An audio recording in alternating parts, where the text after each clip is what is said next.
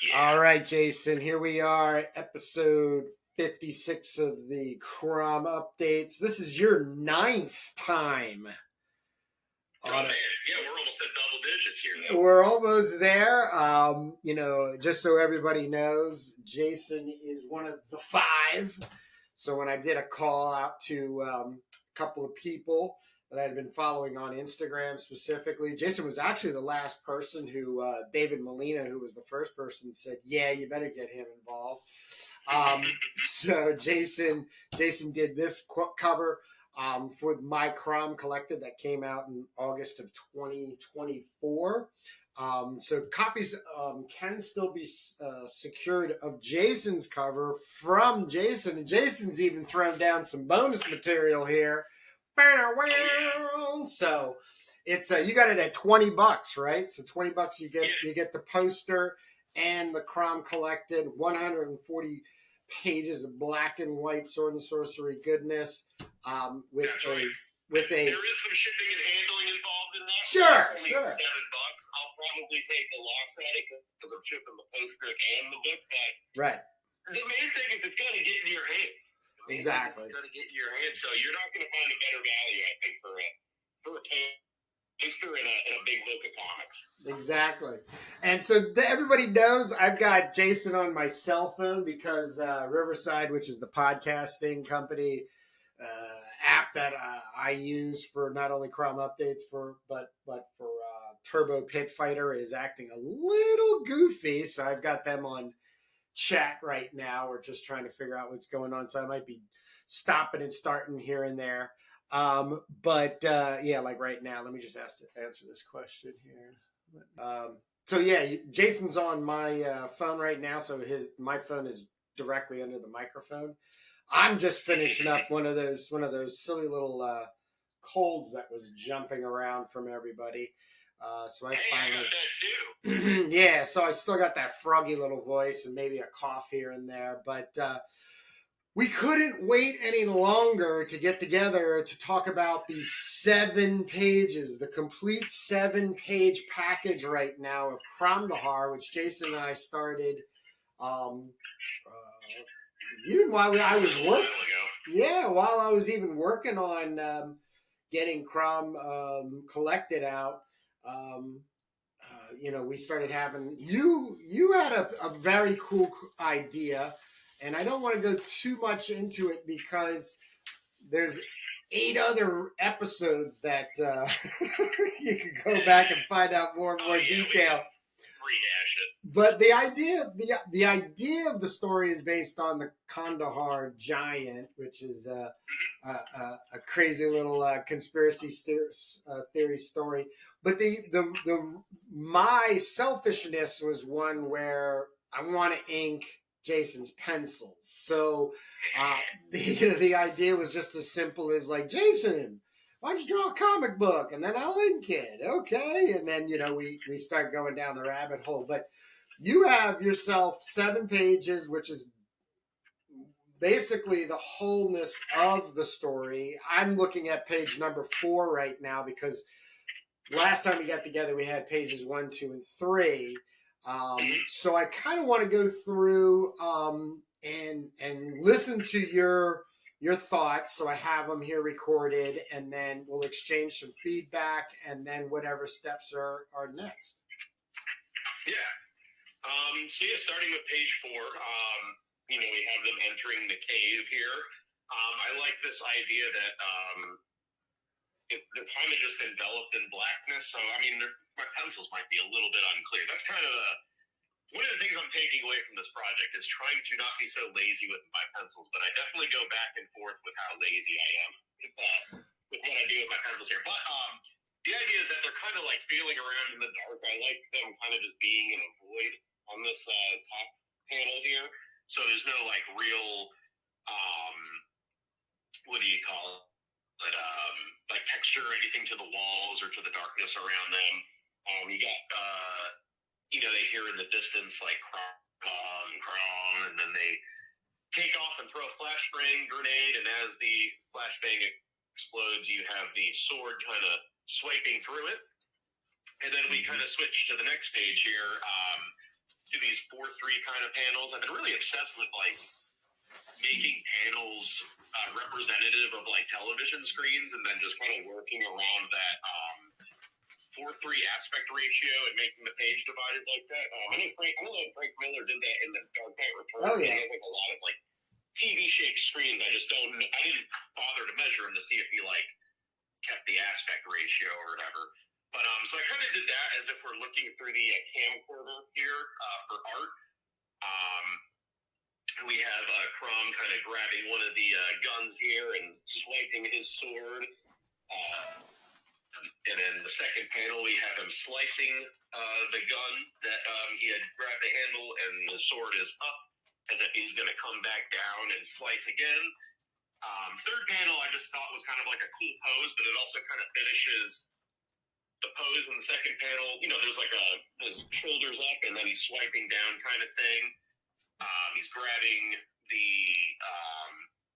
soldier nearest him to his left there. So I guess in the third panel would be the soldier on the far right, and the fourth panel is the one that's kind of being held up, and then he's going to be slamming him onto the soldier that he's looking at, aspiring. And then the background of the fifth panel, we have the two soldiers kind of dispatched there, and Crom has turned his attention on the two remaining, going after them with his face kind of taking up the second to last panel, and then cut to darkness as if the camera is given out. And then we get a little bit of a jump here. So I kind of like based this character on, I've been listening to a lot of old Coast to Coast AMs with Art Bell, so I kind of just like the idea of him as the narrative kind of audience substitute or whatever. So right. We cut to his like kind of home studio in the desert here, and he's on the phone with a caller as if, he's been narrating this to the caller the whole time. The caller is saying like, so what happened? You're saying you guys were attacked by something in the mountain? Caller, I don't know what it was, but I do know it wasn't gas venting like the military said. And then the last page is they've all been deposited at the foot of the statue, which I don't know if I staged this like super well in the previous pages, but you kind of get little hints of this statue in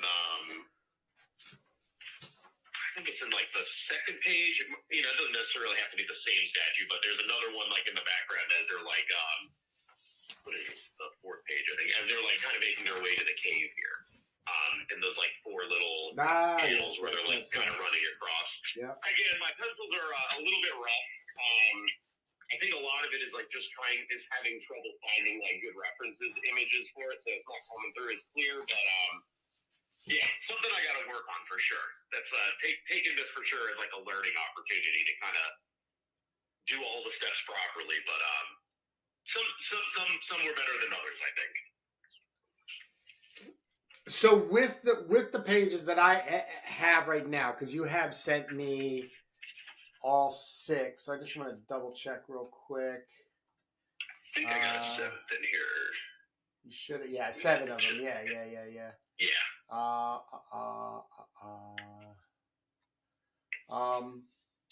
just want to double check. Are you going to go back to any of these pages? Yeah, I mean, I would like to probably try to clean them up and make them a little bit more clear. Okay.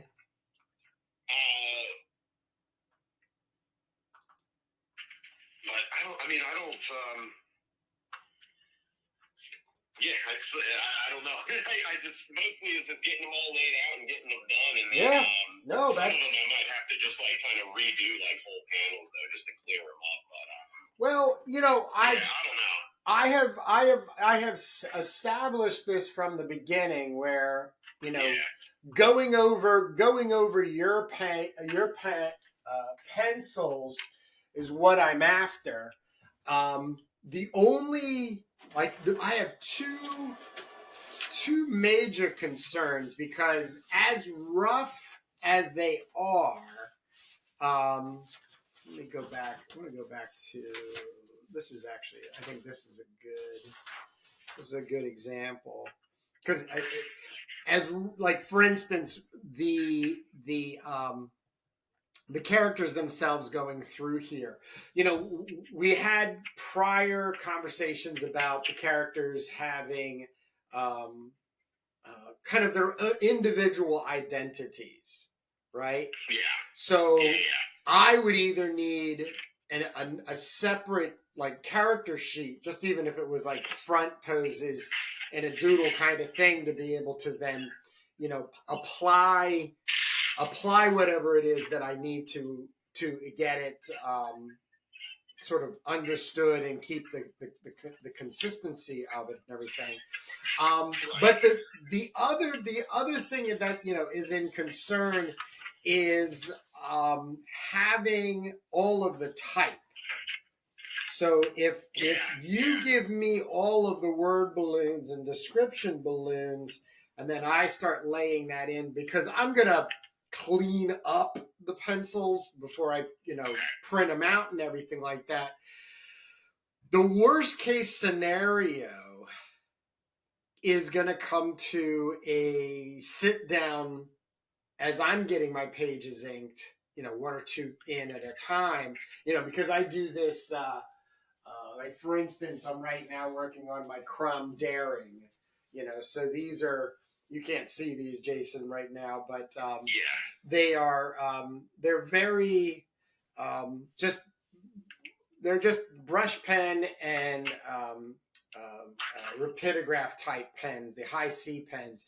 So I call it the 80%, where it's like all I'm doing is giving, I'm just noodling everything that I understand at this point. Then I do the liquid mask. Then I do the graphite wash, and then I start bringing in spray paint cans and you know. So I can start building. I have no problem building on top of things that are happening, which once again is very exciting for me to be able to work on your stuff. You know, in a way that's then going to bring us to a point where you're then going to have to play art director, and which, you know, can be tough for some people, because there's that sense of like, oh shit, he totally went the other direction. But I don't know how mean that's going to be if I'm like, that's wrong, Kurt, you know, that whole thing. But I've accepted the challenge, so, you know, I want you to know ahead of time I'm not that concerned about you know, having to make changes, let's say on the fly and stuff. Yeah. Oh, for sure. Yeah. So, like, one of the things, like, as I said, like, I've been, like, kind of using this as an opportunity to be, like, you know, like, when I do stuff like this for myself, I don't normally do a lot of pencils. I kind of rely on it as, like, more laying out the page and stuff like that. And as I've been, like, kind of doing this, I've been kind of looking at how I make comics again. So I've had a few opportunities to kind of, like, do like little one-page things here and there with like material that's like I'm like super familiar with, and there's like a wealth of, you know, like reference images. So I'm kind of learning that like if I do better pencils, and then I've gotten into like light boxing my inks so I can get really clean, you know, like 8 pages or whatever. So it's kind of like grown out of a necessity with the way I've been enjoying doing my inks, and then having to really tighten up my pencils. Like for instance, I'm working on this like Alf comic, and I'm kind of doing that the same way. And that's another one that I'm having a problem with, because like while there are like tons of episodes of Alf that I can go and take screenshots from, like some of the scenarios that I have these characters in, like I kind of have to like fake it, you know? So I'm not able to, oh, there's a character in this certain pose that I need, blah, blah, blah. It's like, well, it's close, but it's not exactly. So trying to reconcile that and then get my pencils tighter so that the pen can, I don't know, it's I'm figuring that out. But one of the things I have done is I've gotten one of those Ames lettering guides about halfway through doing this Crom comic. So that's why you have like some of the letters on lines and some of, you know what I'm saying? So it's a little inconsistent. So I'm right there with you about getting the type and the dialogue and stuff clear for you. And then as I was drawing it too, like, you know, in my head I was like, well, I know what characters these are, but I don't think I went back on the script and clarified it. So yeah, I'm with you on that. That's exactly the type of art direction I'm going to need for something like this. Is like, Jason, I don't know who any of these characters are. you need to like tell me what order they're in and what they're doing, kind of thing. Because the pencils are the layout's there, but I can't quite suss it out what exactly is going on, type thing. Yeah, because looseness. I think looseness is. I'm fine with looseness. Like, there's never been a point where there's been times way in the past where I literally worked on people's thumbnails. You know what I mean? Like, so that was, and then construct. Though, this is kind of another question, leading us into, heads up kind of territory, because everybody should know Jason this is the first, let's say, professional comic book transaction. And the only reason we say professional is because, I asked and he received, and then we've been just getting together on these updates. I am playing the art director kind of like role, but this is Jason's story, so I'm just trying to encourage and focus and help meander and push towards getting places tighter. Resolve is a really crappy word because it sounds like it's finished, but tighter, like things that like we've talked about before, which we're going to talk about over and over again as life goes on, as being creatives. You're stuck on your own. Your life goes on around you, and you finally sit down and you're hammering at a page and you're going, I doubt this, I doubt this, I doubt this, I doubt this. Well, let me keep pushing through. Let's see what happens. Is Kurt going to understand this? Do I understand this? Does this make any sense? You get into all this stuff. But it is one of the major reasons I wanted to work with you, is not only your own sense of creative approach, but the fact that there is a fresh set of eyes on you. You're not dealing with a jaded past when it comes to comic books. But Jason, let's actually stop right here, because I think they have figured it out, and I knew this going in. All right, so this is like part 2 that I'll edit in. Jason's on the cell phone, mine, and right underneath the microphone. We got some Riverside technical issues. Looks like we've kind of hammered it down, so we'll see. I'll get a follow-up email and then go from there. But I also want to say, like, if someone's watching this and they're a little frustrated with the quality of the video and the way it's being edited and everything, I'm doing this on purpose as well, because I do want people to understand, like, it's like half of what it means to be an artist, a creative person, is promoting yourself. And I'm a very technical person, like computer wise. Since '95, I've always been involved with computers, programming. I mean, I'm not a programmer, so on and so forth. Always have an interest. I love the logic think at times and stuff. But the real truth of the matter is that you have to go through this. Unless somebody else is going to do it for you, you're going to have to do this. And this is where I also want to plug Jason's YouTube channel, because Jason does some great YouTube videos, goes live, so these are things and stuff, and the world as it is structured, Riverside being the platform right now that I'm using, they go through issues and they've got to figure them out. And part of getting it figured out is having a crazy kid like me, hitting them up on tech support and everything. So just be aware of that. And, and then I'll even throw out the ceremonious, sorry for the, but I couldn't wait another day without going, talking to Jason about Cromdahar and looking in these pages. So the thing we left off at was, just creating some clarity on the pages. Ooh, I just actually, just so everybody, I noticed that I did not have page 3's bottom. I want to add that. So this is page 3, which I had here, but it is, All right. So,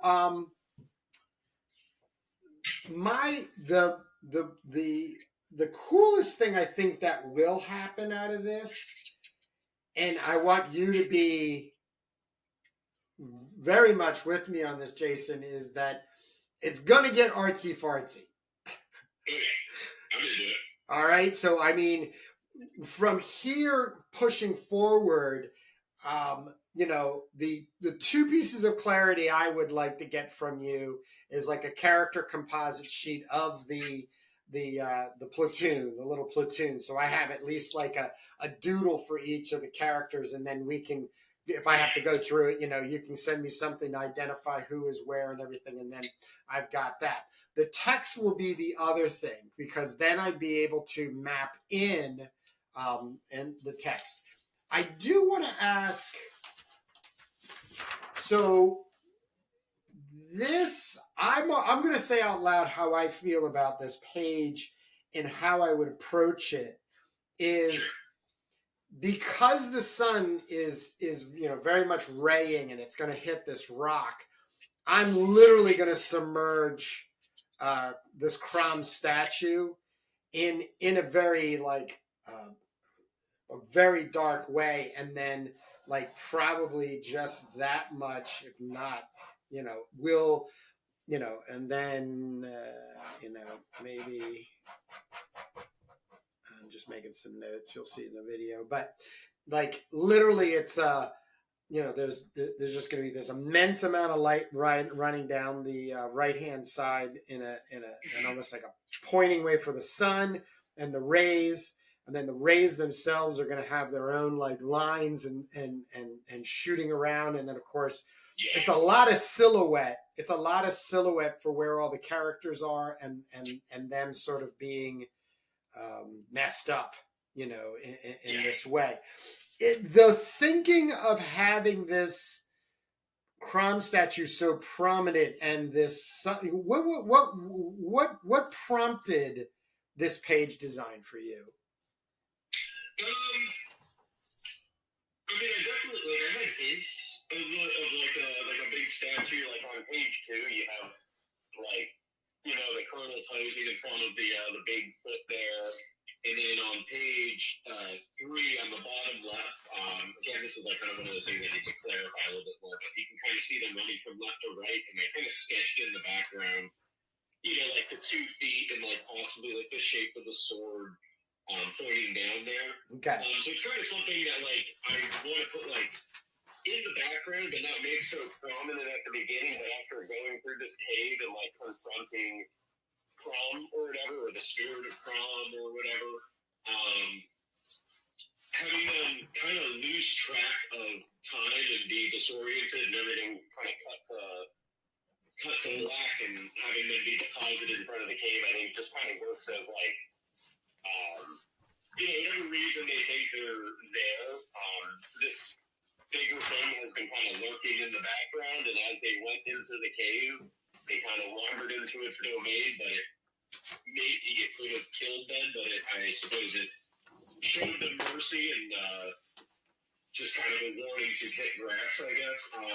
So it was more of the idea. I just kind of wanted them to be like kind of humbled by this like kind of statue, I guess, that's literally bigger than them, and also like after having been taken out of the cave, I feel like that's just kind of a good.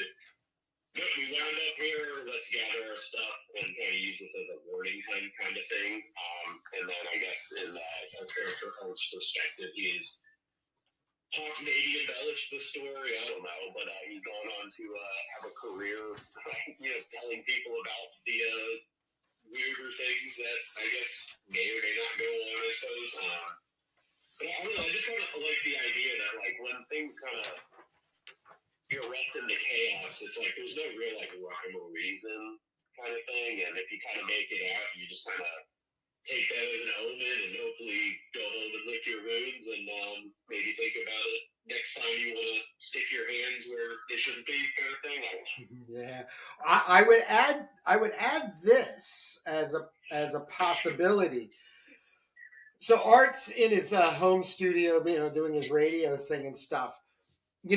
there could be a really good opportunity to throw white text of him still talking in that same kind of voice, like this kind of like not like a warning. It's way more about like Ripley's Believe It or Not, or like what was that? What was the one William Shatner did? He was like like do because right? So like Unsolved Mysteries.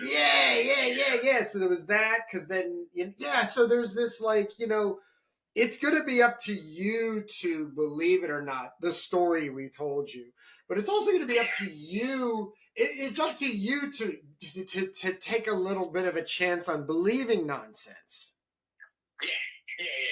I think a lot of it too is like, I mean, my takeaway with like these types of stories, and I'm really attracted to like stories about like people being abducted by aliens, and then whether they went up on a ship and were experimented on, or like something very strange clearly happened to them. Yeah. Like, for example, that Travis Walton guy, the Fire in the Sky. I mean, he was just like a logger in the Northwest. He would have no reason to like make up this story and insist on it for 40 years. It's got him on the Joe Rogan podcast, but like, I'd probably guess that it's made his life harder. It has easier, right? Yeah. So I'm kind of intrigued by that. Is like when people go through stuff like that, and they have these like weird explanations for it. I don't know. I like that sense of like mystery and like associative thinking, because I think that's like really the only way you can get to the bottom of something like that. So I guess with the character Art, like obviously Art Bell in real life was not like one of the people that went on this mission or whatever. So I'm like conflating several things, but I don't know. That's I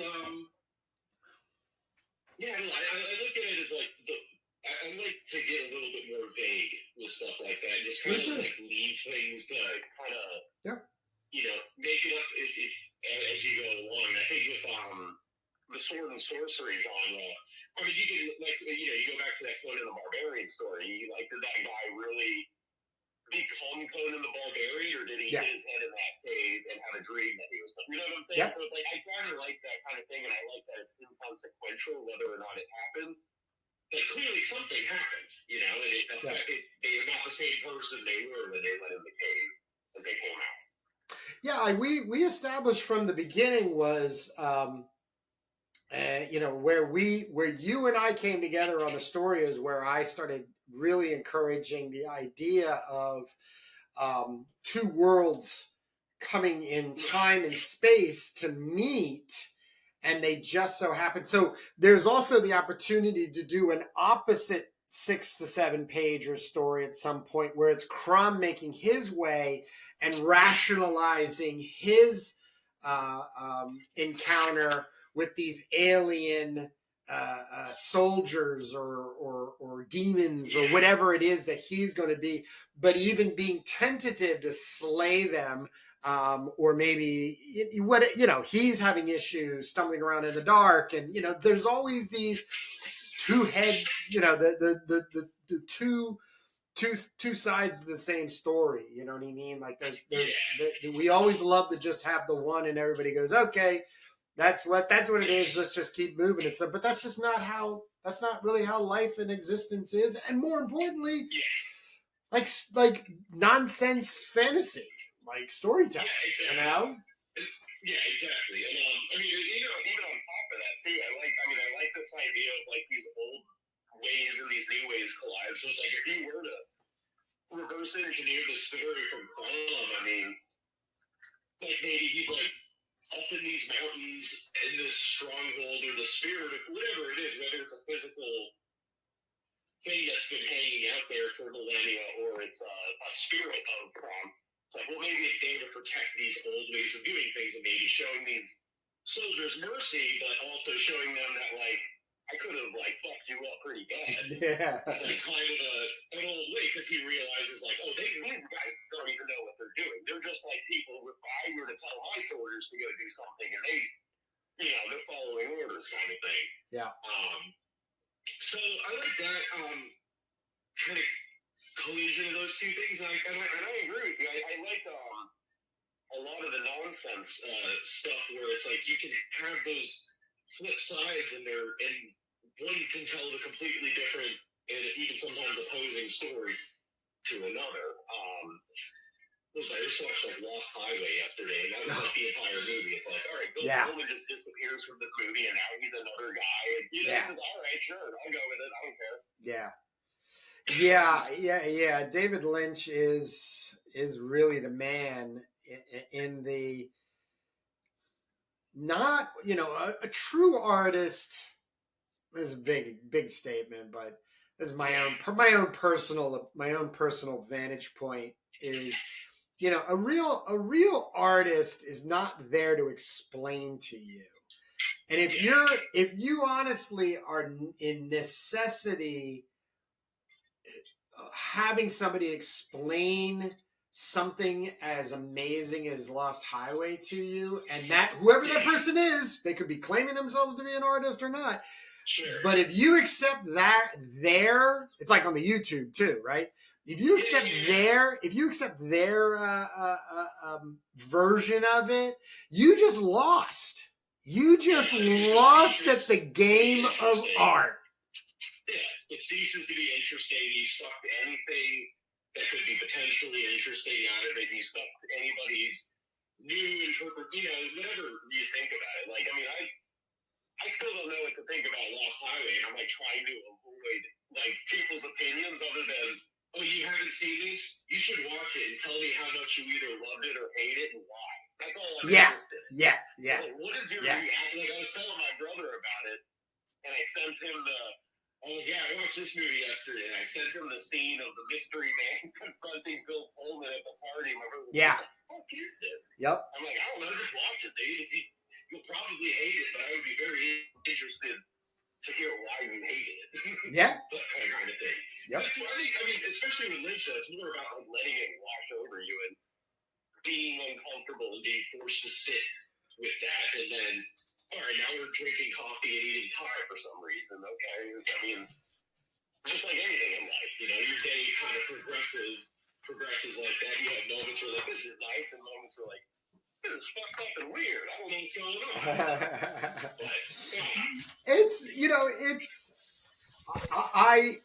It's the hill I'm dying on as a creative person is to engage the imagination and have it question.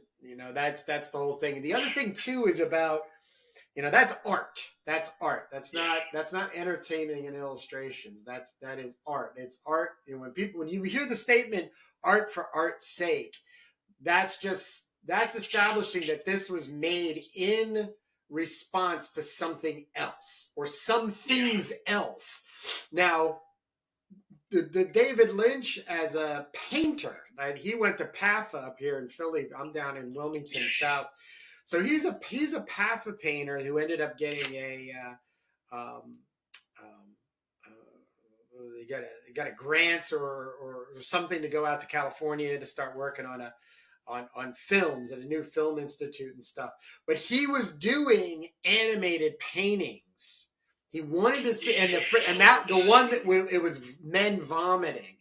And it was a painting where he just put stuff behind it and penetrated the canvas and then had relief sculptures on there and so on and so forth. So, and then he started doing smaller films. His statement about his movies is they are paintings. Yeah, they're just moving paintings, yeah. They're moving, they have... A big key to even being able to finish a David Lynch film is just understand that it's like it's a painting. Yeah, and Jason, it makes sense narratively. It's not gonna do what you want it to do. And Jason, from your own experience as and as an artist, a trained fine artist as well, is that you can never see a painting once. Yeah. It's impossible. I have stories upon stories upon stories. Cy Twombly's Untitled #9 at MoMA, is the crucible, the place that really just screwed me up as an artist that I carried around for many, many, many, many years and still do. Where how could that be art? Now I'm completely on the other side of it. I'm trying to rationalize how to make more of that in my own work. So that's the art for art's sake. That's who I'm talking to. I'm talking to Cy Twombly's Untitled #9 and 50 Days in Ilum. Those types of things. But I'm absolutely still obsessed with Conan the Barbarian and Sword and Sorcery and all that. So it's just that place. I think that's the interesting thing about it is like nobody's ever thought to combine Cy Twombly with Sword and Sorcery. That's probably reasons. That's kind of the fun thing with that reinterpretation and staying away from YouTube videos, because I guarantee you're probably the only person on YouTube mentioning Conan the Barbarian probably in the same sentence, How would that money on that? Yeah, me too. I mean, I do it a little bit to, rattle a cage here and there, rap on your window to kind of make you go, what the hell is this guy talking about? That's really good though, because I don't know, I'm not like the most well-read on like comic books or like keeping up with comic book culture, but it's like, I don't know, the more I talk with like comic book guys, it's like they're only focused on like just hyper focused on comic books, where it's like I'm pretty sure that's why the industry's like that. Yeah, it's very. It's like nobody. Like one of the things I love going into comic book shops, and one of the things I don't like is like being cornered by somebody that's got to tell me about the 17 versions of the Ninja Turtles and which ones is. I'm like, dude, like I just can't do it anymore. Yeah, I got no bandwidth. Like, what are they doing new with the Ninja Turtles other than it's animated in a different style and it looks cooler. So like, I don't know. It's like I just get tired of it. It's like do something interesting. Like I read yesterday that was really good. You ever hear of Copra? COPRA? Spell again? Oh, Copra. Yeah, Copra. Yeah. Michelle. Yeah, Fife. I've never read any of his books before. Yeah. And I picked up The Death of Copra yesterday. Yeah. I don't know what the hell is going on in this comic, because like I'm just picking a series up like in the middle of it, I guess the end of it. But the art is absolutely gorgeous. He's got like a lot of like cubist things going on in there. The way he like frames a lot, like that's what a comic book needs. Like and to be honest with you, me, I'd kind of probably would have liked it better if it wasn't like about a superhero team. Like I would like to see him do a comic about anything other than what has been done in comic books before, just in his style. I think he's heading into that space. He's had a run. Copra has been his flagship. It got him into, I think, Marvel or DC. He's done writing for them, and he's teaching. He has a book that came out last year on how to make a comic book. It's all indie based how to make and everything. So he's definitely transitioning somewhere. Having seen interviews with him, especially with Ed Piskor, and their talk about like just the multifacetedisms of comics and having found certain people and being introduced to certain artists and characters, it will be very, very interesting. But you know what? He is on my top list of artists that if I get that moment where I can sit down quietly and say, hey, Michelle, Conan meets Cy Twombly. Thoughts? You would be the perfect guy to do something like that. It just be like a superhero fatigue on my part, but it's like, I don't know. That's like, I don't know why Japan is allowed to have like tons of comics about just ping pong, but it's like, who the fuck's gonna read that? So it's like, I really think there's an audience issue with a lot of this stuff. Yeah. I don't know. It's just like, I don't know. I'm more than ready to just like, Diamond, I guess, is going through its whole thing, but it's like, it really seems like that industry is like kind of slowly closing up. But I don't know. Again, I don't have the finger on my finger on the button for stuff like that. But the only thing that's gonna save stuff like that is like, just people being like, all right, I'm gonna do like you said, coding the barbarian through the lens of psychology just to see what happens, and I'm going to let it be as weird as possible. Well, luckily just for us, service to an idea.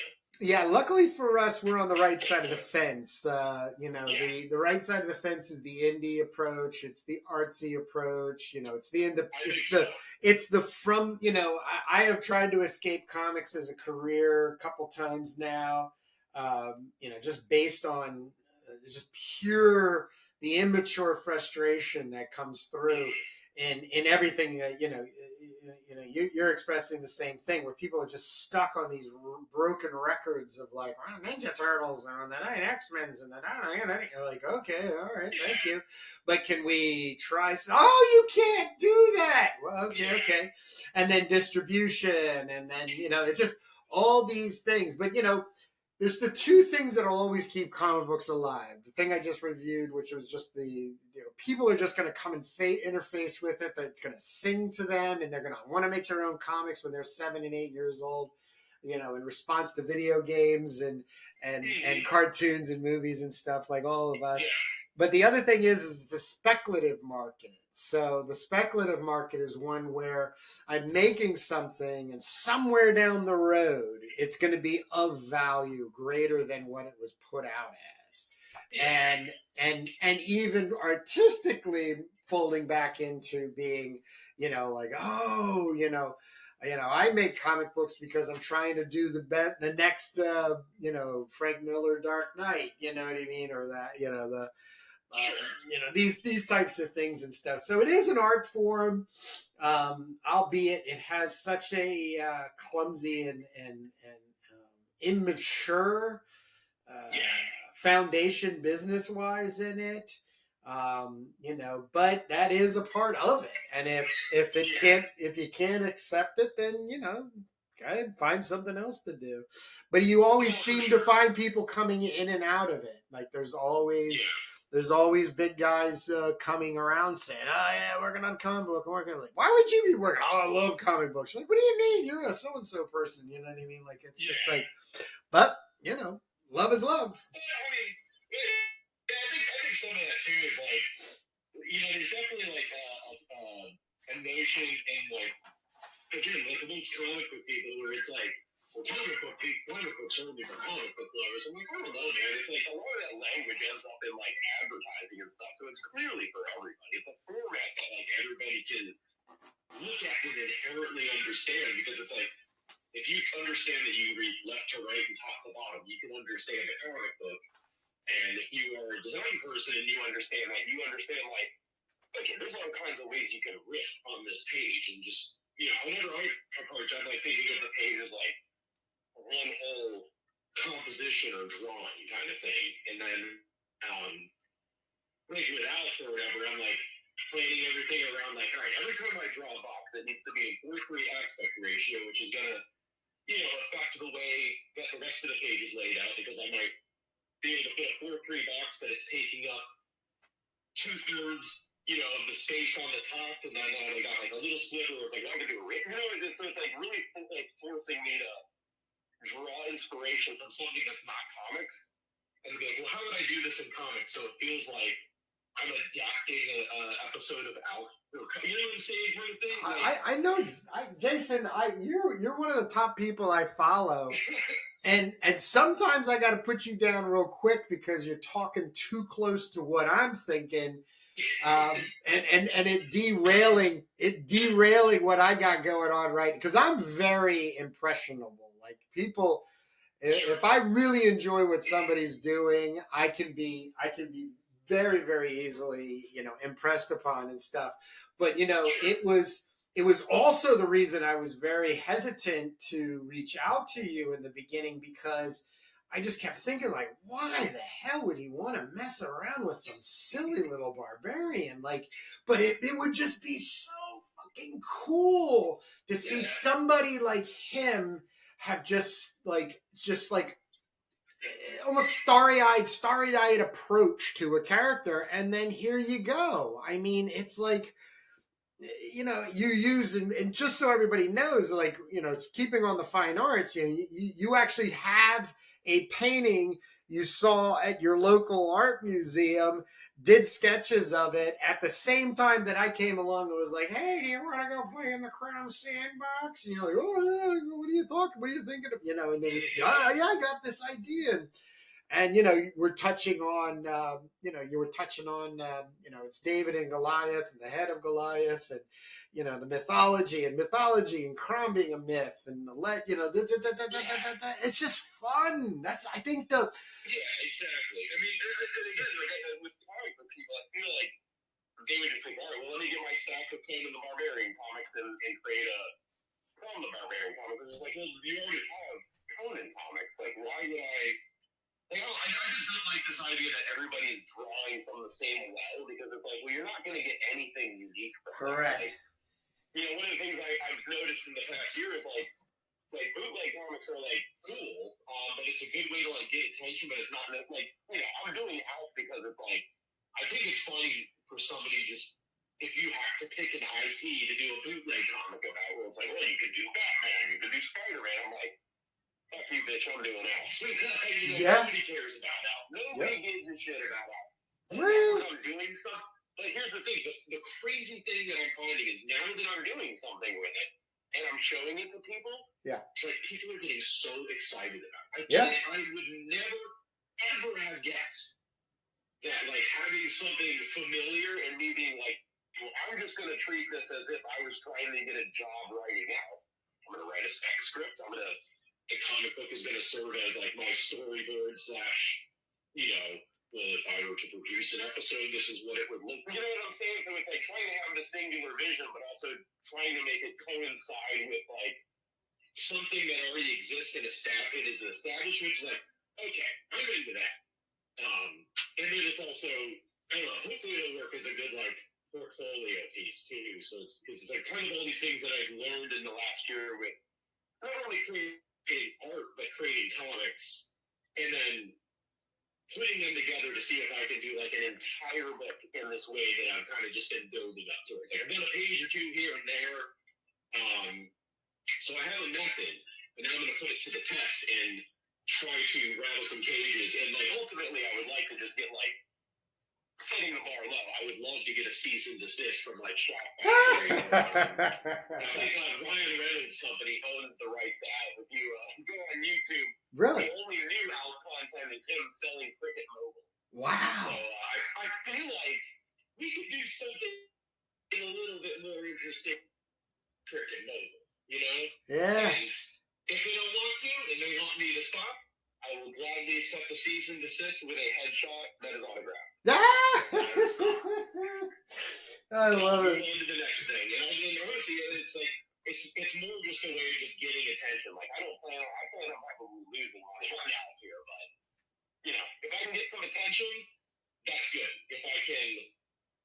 If somebody up high sees this and is like, wow, this is not exactly something we would produce, but I see the formula here for bringing Alf back. Let's give this guy a call and have him pitch us. You know what I'm saying? That would be great, but I don't think that's going to happen type thing, Who knows? Who knows? I mean, that's about Alf. I gotta stop doing that. Not at all. You're going to send me a couple of scans that I can interdisperse in when I go to the edits. I go to the edits. The page is penciled, so I'll just send you everything I got. You can take a look at it, and feel free to give me notes too, because it's again, I'm just kind of chugging away at this. It's probably the tightest comic work I've ever done, and I don't know. So yeah, I'm whittling away at it here and there. Yeah, so tying this episode up, just want people to know that Jason Schoonover has his own website, schoonover.art. Link down below, YouTube channel and Instagram. Also links down below in the description. Jason, I cannot thank you enough for running through the headache of today's podcast setup. But I am so relieved that we were able to get together, having these 7 pages basically there. you have a couple of things to get back to me, and then we'll definitely have something to sit down with in a conversation, time wise. People, I want them to know I'm going to be at Indie Comics Creator Con with Jake Jacobs, who's the other half of Turbo Pit Fighter. It's March 15th. It's in Southern Connecticut State University, only on a Saturday. But they have like a Friday night get together, drink and draw, and then a Saturday night party. So it's going to be pretty darn exciting. Jake and I haven't seen each other in the person. I think it's 24 years. So it's going to be a really exciting time to see each other. I mean, we never really ever saw each other that much. In the 90s up through 2001, it was a lot of fax machines and emails and phone calls. And I would go to him a lot in New York because that was where a lot of the work was for us getting things done and stuff.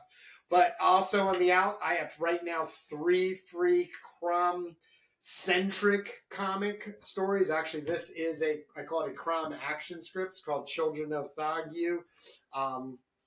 Another CROM story, which is actually more about Skullbiter, his sword, than CROM himself, but it's really cool.